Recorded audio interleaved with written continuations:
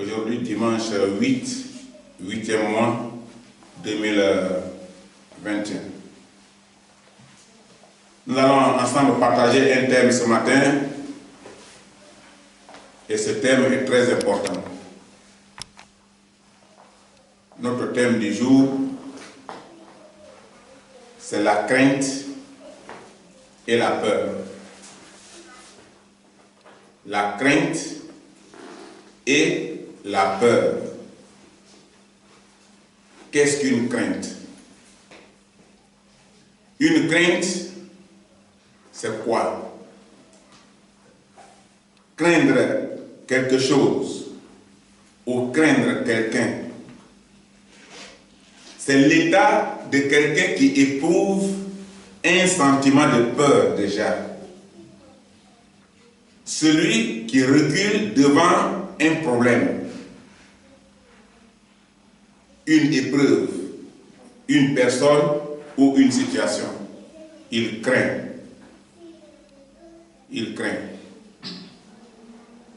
Et quand il craint, il est confronté à la crainte et il ne peut pas prospérer.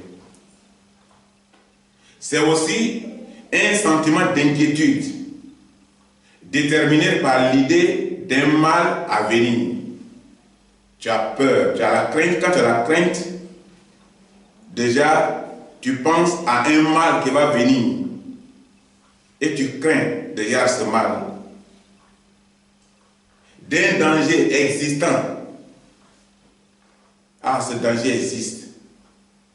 Et le problème est là. Et tu crains. Ou un possible danger. Quelque chose qui va arriver. Et tu es dans cette crainte permanente. C'est celui qui est agité par la crainte. Celui qui est agité par la crainte,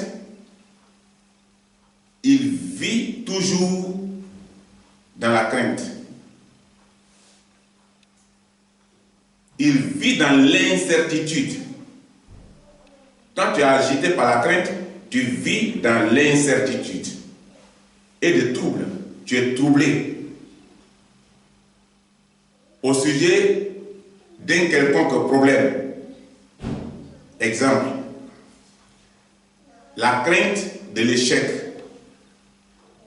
Quand quelqu'un est dans la crainte de l'échec, la personne vit mal. Je ne veux pas échouer dans la vie. On va rire de moi. Je ne veux pas échouer dans telle affaire. On va rire de moi. Une fois, je parlais de l'évangélisation et il y a un frère qui m'a dit, mais tu veux organiser une telle évangélisation sous forme de croissant là. Si les gens ne viennent pas, on va faire quoi? Moi, je crains. Je crains. Je crains que les gens ne viennent pas. Et si les gens ne viennent pas, on fait comment? Je dis, mais pourquoi tu peux parler de Christ et puis tu crains? Mais il craint l'échec. Mais on peut aussi craindre l'échec dans les études, l'échec dans les entreprises, l'échec dans toutes choses. Et on vit dans la crainte. Nous allons voir dans Psaume. Psaume 118, verset 6. Dans Psaume, chapitre 118, verset 6, la Bible dit: L'Éternel est pour moi, je ne crains rien. Que peuvent me faire les hommes? Si l'Éternel est pour toi, que peuvent te faire des hommes sur cette terre?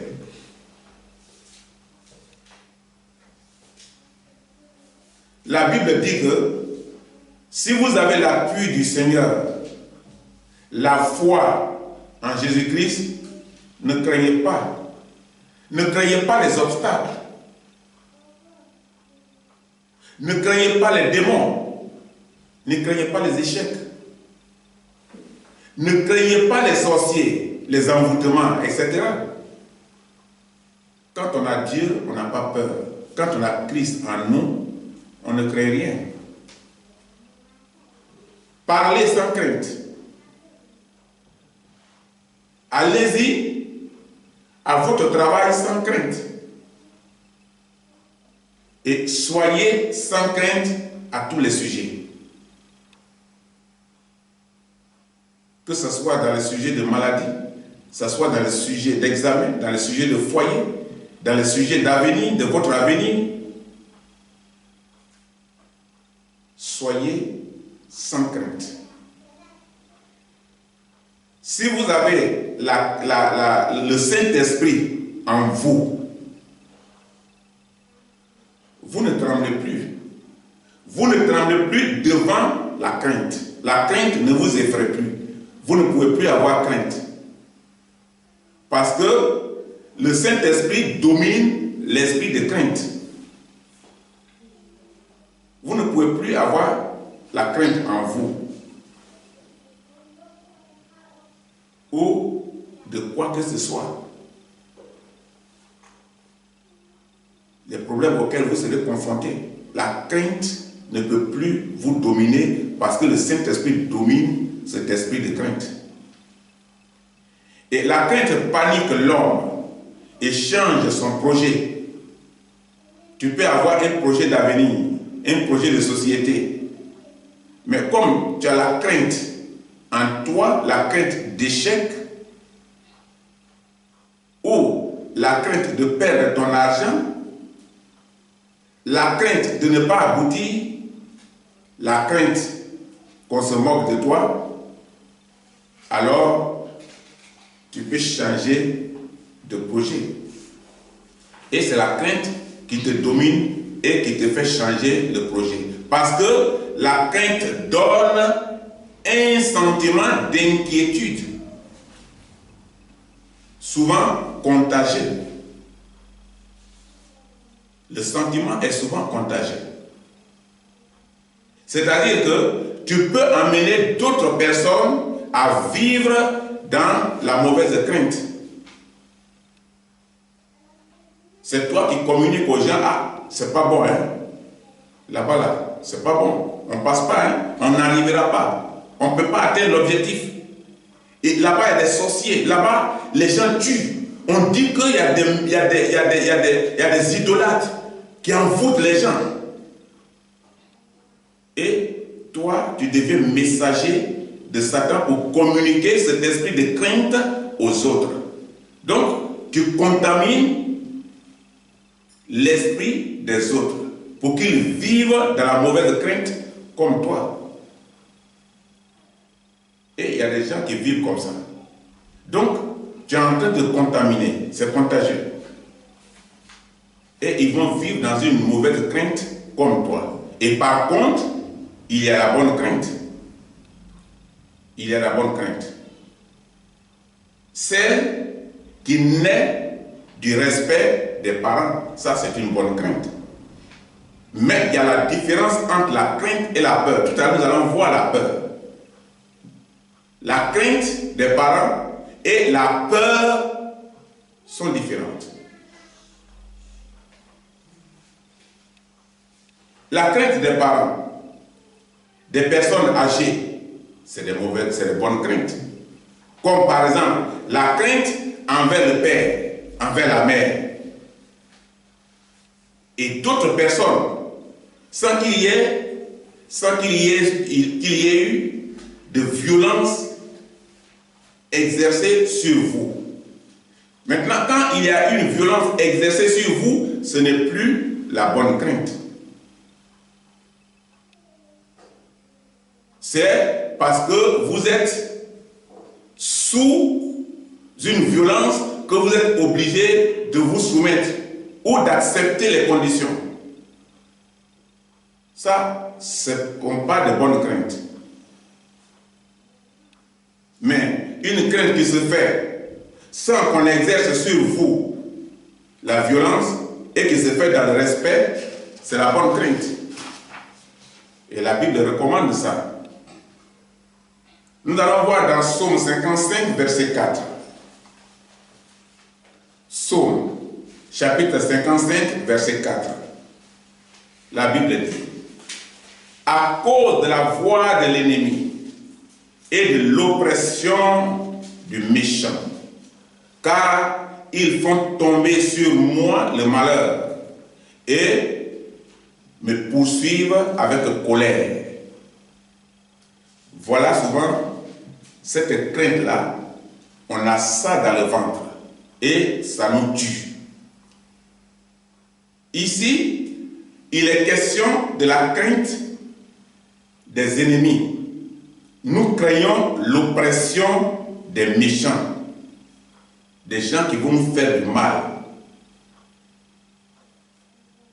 Nous craignons d'être poursuivis par des idolâtres. On dit: ah, si tu vas dans ton village, fais attention. Il y a des grands féticheurs du village. Il y a des grands féticheurs du canton. Il y a des idolâtres là, les gens vers qui les gens y vont pour chercher des pouvoirs. Et donc, si tu arrives, que tu ne lui envoies pas la cola, qu'il sait que tu es venu dans ce village et tu ne lui as rien envoyé, en tout cas, pour toi est mort. Et tu as cette crainte-là. Et tu vas aller te soumettre aux idolâtres. Tu vas faire ce que tu ne voudrais pas faire. Par crainte. Ça, ce sont de mauvaises craintes qui ne viennent pas de Dieu. Nous craignons notre entourage, que nous soupçonnons de sorciers. Ceux qui m'entourent là sont des sorciers. Celui-là est sorcier. Celle-là est sorcière. Et ton entourage est soupçonné de sorcier ou de dangereux. Ceux-là, ils sont dangereux, hein? Celle-là, celui-là. Et tu vis dans une telle crainte, au milieu d'un peuple, dans une société. Tu n'es pas tranquille. La crainte des ennemis signifie aussi la crainte de la mort. On ne veut pas mourir. Personne ne veut mourir, c'est normal. Mais il y a des gens, on ne parle pas la mort à côté d'eux. Et pourtant, la mort existe. La mort est parmi nous. La preuve en est qu'on a des cimetières. Ce n'est pas un hasard. Ce n'est pas un hasard que les cimetières se trouvent dans un village, dans une ville, dans un pays. J'ai causé avec un Espagnol une fois ici, et je lui ai dit, mais quand on va mourir, ah non, il faut arrêter ça. Qui va s'occuper de mes enfants? Mes enfants sont petits encore. Non, il ne faut pas parler de la mort ici. Hein. Il s'est fâché. Et il ne veut plus se mêler dans la causerie. Parce qu'il ne veut pas entendre parler de la mort. Mais il se fait du tort. C'est au contraire quand tu penses à la mort que tu dois t'occuper de ses enfants. Que tu dois prendre au sérieux leur avenir. Que tu dois prendre au sérieux leur éducation. Si je ne suis pas là demain, dans quelles conditions je les laisse? Dans une vie de vagabondage? C'est en ce moment que tu luttes, quand on prend de l'âge. Mais lui, il ne veut pas entendre parler de la mort. Parce que pour lui, la mort, le nom de la mort ne doit pas être dit dans la société. Donc, craindre de parler librement, de peur qu'on nous lance un sort. Tu ne peux pas parler. Tu as peur. Parce que tu vis dans un milieu où on parle des puissances nocturnes.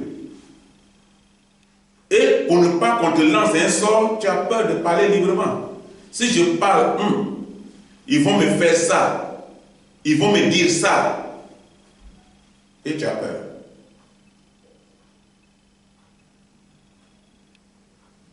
Quand j'ai lu la Bible et que j'ai compris que le Saint-Esprit domine la crainte, La première église que j'ai fondée en Afrique, en Côte d'Ivoire, à Yaoundé, sous-préfecture, ça c'est dans le département de Mans. Les Yacouba, dans ce village, on ne dit pas le vrai nom du chien, mais chacun a son nom. Un chien, c'est un chien. Un porc, c'est un porc. C'est comme nous, nos noms ici. Nous vivons ici en Espagne, à Saragosse. Tu vas voir Antonio, tu vas l'appeler Antonio. Mais quand quelqu'un disait ce nom-là, il devenait malade, il mourait soit le même jour ou soit dans la semaine. Il y a un étranger à l'époque qui était en bas d'un hangar comme ça, il a dit ce nom, l'hangar est caché sur lui.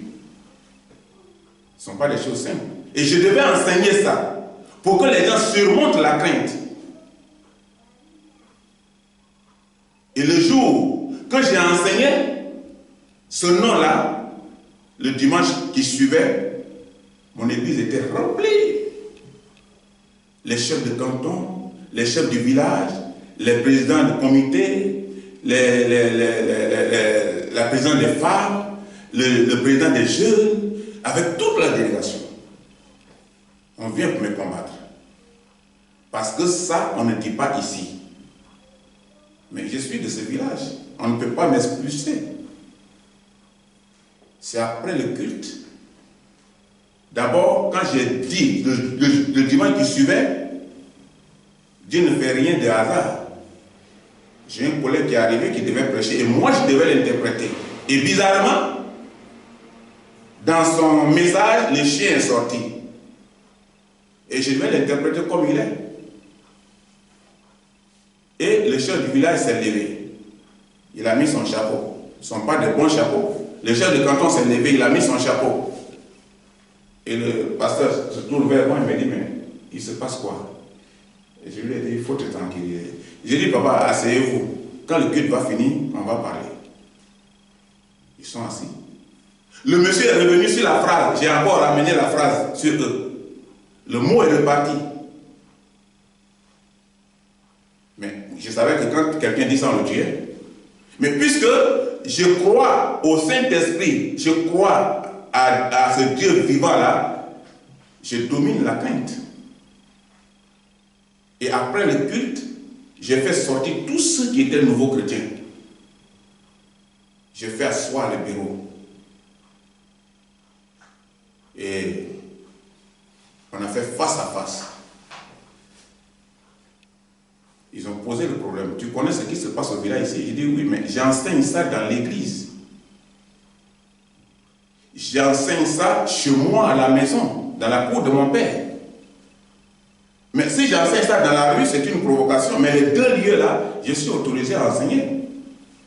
Parce que vous savez que ici là, mon devoir c'est d'enseigner ce qui est écrit et ce qui intimide le peuple. Il faut enlever ça dans leur esprit. Parce que c'est un totem qui a été gardé par tout un canton de 6 villages.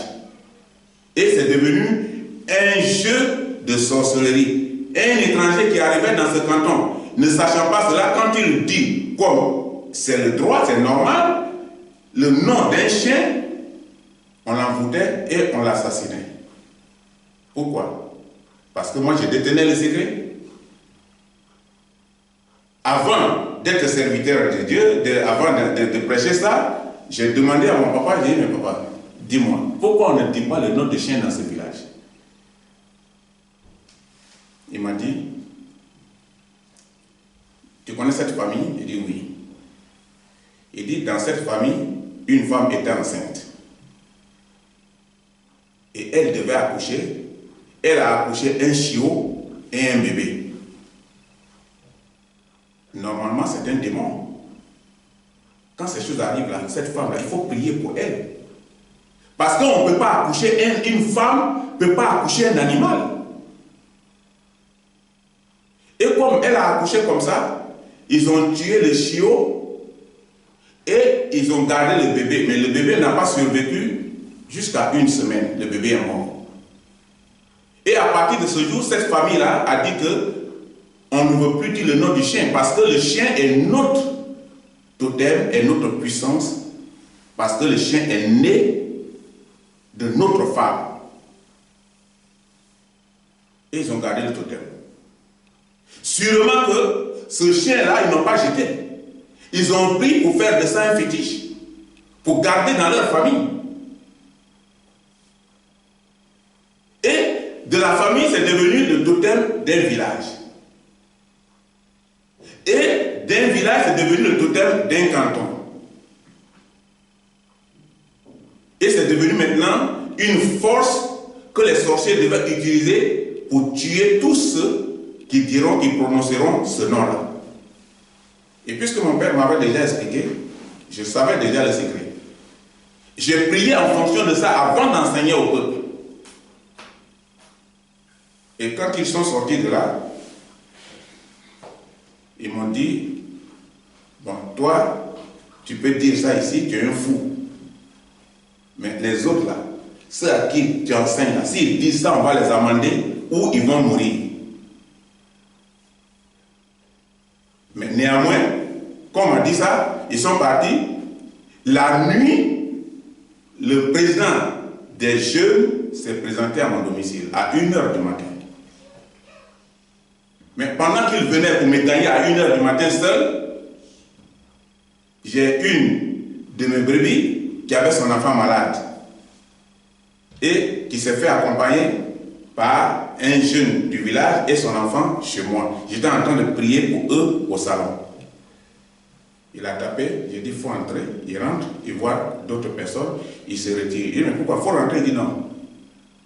Je suis venu te voir, tu as dit quelque chose qui ne nous a pas plu. Et tu as répété devant nous.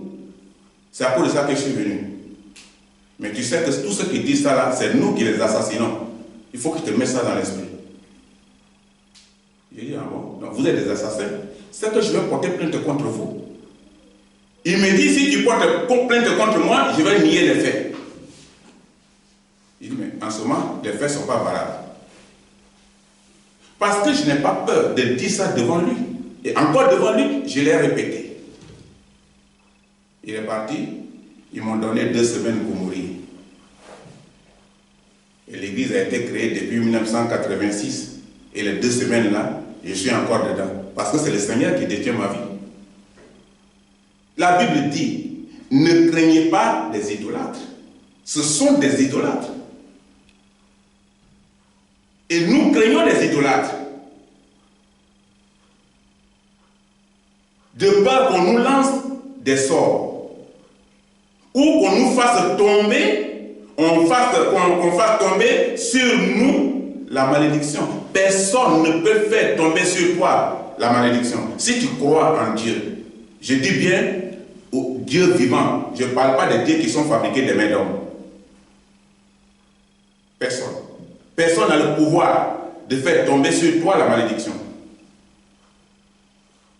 Et chaque jour, nous vivons sous l'influence diabolique.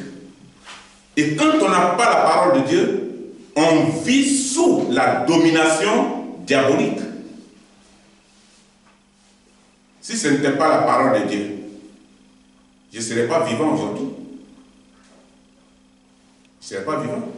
La preuve en est que dans le village, il y a appelé que je parle là, à Guéman les sous-préfectures, maintenant qui est devenu sous-préfecture, avant on appelait sous-préfecture le Walé, des choses dangereuses se sont passées là. Des idolâtres règnent dans le village dont je parle. Il y avait un vieux qui faisait le masque. On met un canari au fond, sur le toit en haut, on met 3 tissons en bas, et le canari bout et ça verse. Il prend une corde dans la main, il plonge dans l'eau, il tire, et l'eau le suit, la rivière le suit. Là où s'arrête, la rivière s'arrête. Et les gens sont en train de faire le barrage dans le temps ancien pour enlever les poissons. J'ai demandé à mon papa, il dit, mais ces poissons-là, parce que c'est à votre temps, ces poissons-là, est-ce que c'était des poissons réels? Il m'a dit non. C'est pourquoi on dit aux femmes de rentrer. Nous seulement, on est dehors pour suivre. C'est seulement les garçons qui restent dehors. Mais ce ne sont pas les vrais poissons. C'est un combat nocturne. Et ce sont les faibles qui se retrouvent dans le filet. C'est ceux-là qu'on appelle les poissons au filet. Ce ne sont pas les vrais poissons. c'est un pays, c'est un village dangereux. Mais au fait, il faut libérer ce village. Les puissances qui tiennent ce village-là, si Dieu t'envoie, il dit va, enseigne ça pour que les gens soient libérés, il faut enseigner. Et les gens ont été libérés. Mais si tu dis Dieu, je crains, si tu crains aux hommes et que tu refuses d'enseigner ce que Dieu te dit d'enseigner pour libérer les gens qui sont tenus captifs, tu as un compte à rendre. Aujourd'hui, je suis vivant. Personne ne peut tomber sur vous une malédiction. Et chaque jour, nous vivons comme ça, sous l'influence diabolique. Notre esprit est capturé par la crainte des assaillants, des fantômes. Tous les temps, c'est toi qui penses qu'il y a quelqu'un ici.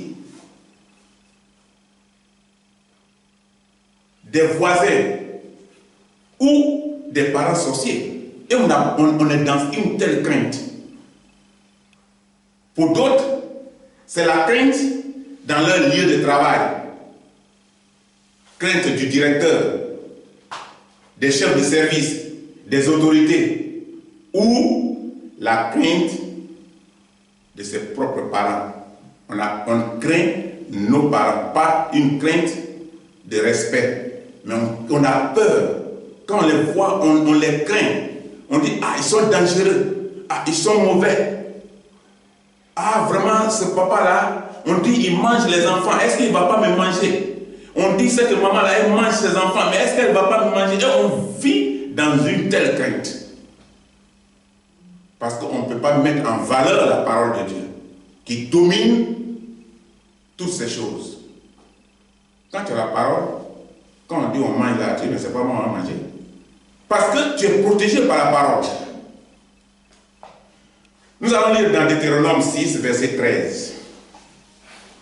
Deutéronome, chapitre 6, verset 13. Dans Deutéronome, chapitre 6, verset 13, la Bible dit, tu craindras l'Éternel, ton Dieu, tu le serviras, et tu jureras par son nom. Voilà la crainte de Dieu. Ici, là, ce n'est pas la crainte aux idoles. Ce n'est pas la crainte aux idolâtres. Ce n'est pas la crainte aux féticheurs. C'est ni la crainte aux sorciers. C'est la crainte de Dieu. Craindre Dieu et le servir. Cette crainte est une crainte saine.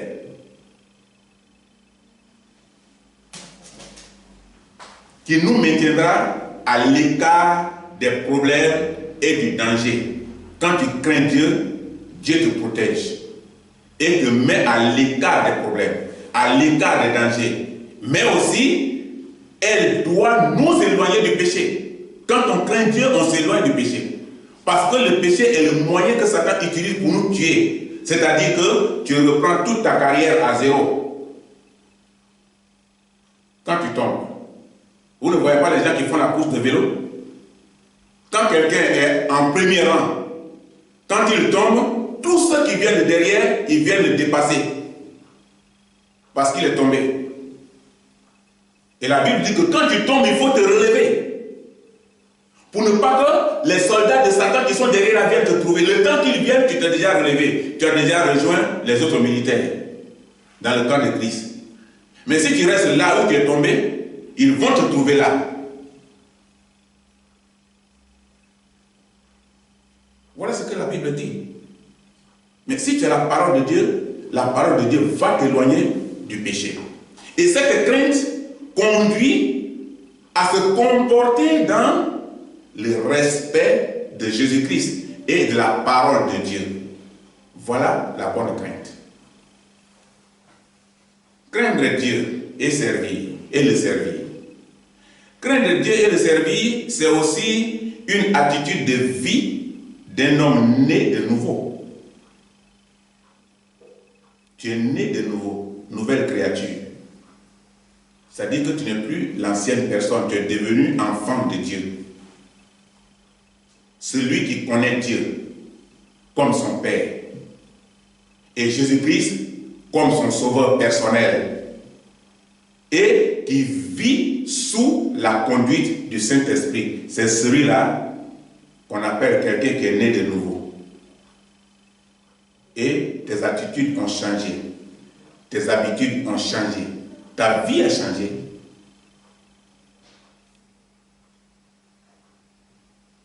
C'est ce que la Bible nous recommande. C'est ça, craindre Dieu et le servir. Il y a la mauvaise crainte. La mauvaise crainte qui trouble la famille. Il n'y a pas de dialogue dans une famille. Il n'y a pas de conversation entre les membres de la famille. Quand madame est dans la cuisine, monsieur au salon, les enfants sont dans leur chambre, enfermés. Parce que là, il y a une mauvaise crainte qui trouble la famille. Parce que les parents sont dangereux. Ils sont mauvais. Les parents sont violents. Et au milieu des membres de la famille, il y a une telle crainte qui vit au milieu. Personne ne veut être dans les problèmes. Ah, mon cher, aujourd'hui, moi je ne suis pas dans les affaires là-haut. Moi je ne suis pas dedans. Et quand monsieur vient dans la cuisine, madame va dans la chambre. Et les enfants viennent au salon pour regarder la télévision.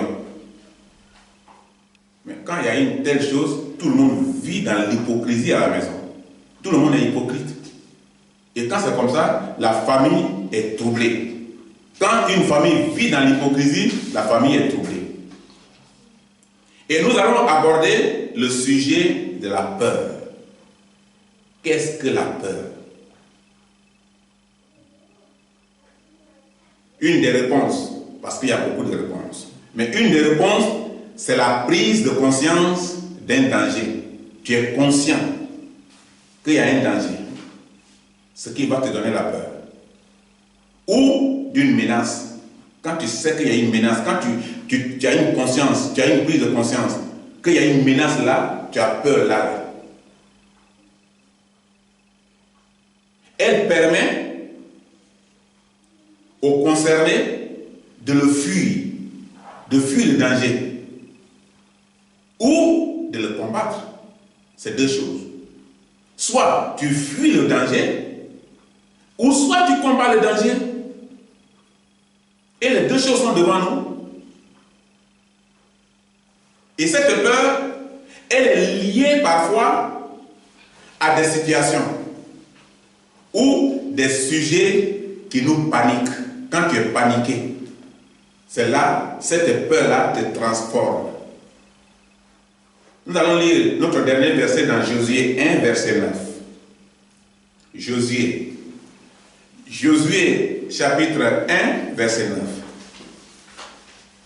Et dans Josué, chapitre 1, verset 9, la Bible dit: ne t'ai-je pas donné cet ordre? Fortifie-toi et prends courage. Ne t'effraie point et ne t'épouvante point, car l'Éternel ton Dieu est avec toi dans tout ce que tu entreprendras. Voilà un passage de la Bible qui nous édifie, qui nous fortifie. Si Dieu nous fortifie dans ce passage, ça veut dire qu'il y a des problèmes. Ça veut dire qu'il peut y avoir des épreuves, il faut avoir des attaques. Et ce sont des avertissements qui nous donnent: je vous fortifie, je te fortifie. Ne crains rien, je suis avec toi. Si Dieu le dit, c'est parce qu'il y a un combat. C'est parce que la vie n'est pas simple. La vie n'est pas facile.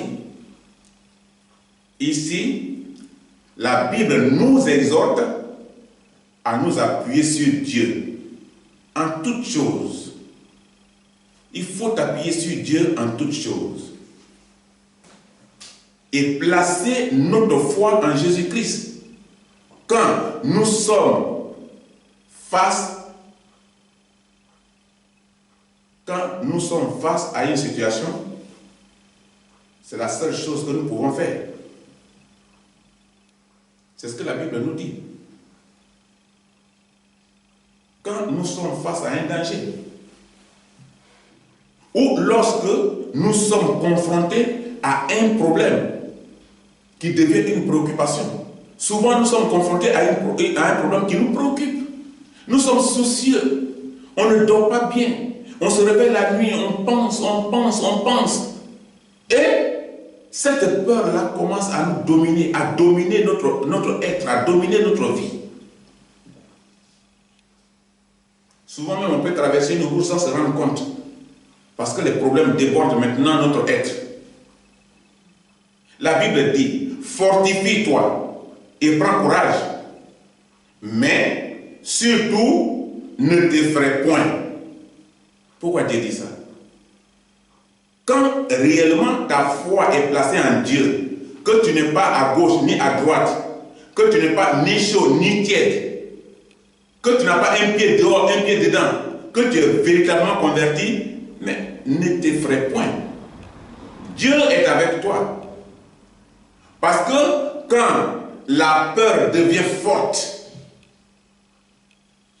et qu'elle nous domine, elle nous met dans la panique et nous paralyse. Quand tu es dans une panique, tu es paralysé. Tu es paralysé. Parce qu'elle est souvent provoquée par un choc ou de différents sujets qui provoquent la peur. Mais elle peut aller jusqu'à l'angoisse et des troubles parfois. Nous avons par moments peur à cause d'un bruit, d'un remuement de l'arbre. L'arbre s'est remué, le vent passe, l'arbre se remue, il y a quelque chose là, on a peur. On a peur. On a peur des branches d'arbres qui bougent. On a peur des lézards qui bougent, des margouillards qui bougent dans les feuilles. Et ce bruit-là nous effraie et on ne peut plus avancer. On a peur. On a peur d'une réaction ou un comportement face à un danger. Et on a peur. Ou à une menace, etc. Il y en a beaucoup. La peur d'être pauvre, c'est là que nous allons nous arrêter maintenant. Hein? La peur d'être pauvre, la peur de mourir, la peur des voleurs, la peur est provoquée par différents événements. La peur s'empare de nous. La peur envahit notre être.